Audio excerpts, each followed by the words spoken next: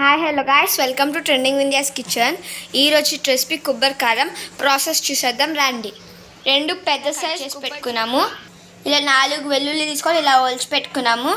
మేమైతే 200 గ్రామ్స్ ఎండుమిర్చి అయితే తీసుకున్నాము. మీ స్పైసీకి బట్టి మీరు 2 టేబుల్ స్పూన్ల జీలకర్ర, 8 కరివేపాకు రెప్పలు.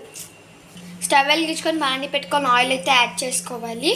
2 టేబుల్ స్పూన్స్ ఆయిల్ హీట్ అయిన తర్వాత మిర్చి అయితే యాడ్ చేసుకోవాలి. దారుగా వేయించుకోవాలి మాడిపోకుండా. ఎండుమిర్చిని దారుగా వేయించుకొని ప్లేట్లోకి తీసుకోవాలి. అదే బాండిలోకి కొంచెం కరివేపాకు అయితే యాడ్ చేసుకోవాలి. దారుగా వేయించుకోవాలి. జీలకర్ర యాడ్ చేసుకోవాలి. కరివేపాకు ఈ విధంగా వేయించుకొని చల్లార్చుకోవాలి.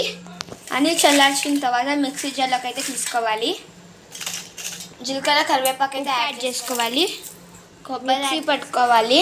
ఇలా వేగిన తర్వాత గార్లిక్లు అయితే యాడ్ చేసుకోవాలి. ఇలా చూడాలి. దీన్ని ఇప్పుడు ప్లేట్లోకి తీసుకుందాము. ఎంతో టేస్టీ అయిన కొబ్బరి కారం రెడీ అయింది. ఇది అన్ని ఫ్రైలోకి బాగుంటుంది. దొండకాయ, బెండకాయ. ఇది వేడివేడి అన్నంలోకైనా తినొచ్చు. బ్రేక్ఫాస్ట్లకి ఇడ్లీ, దోశ, ఉప్మాకు కూడా వేసుకోవచ్చు. Please like and subscribe to Trending India and support me. Bye guy.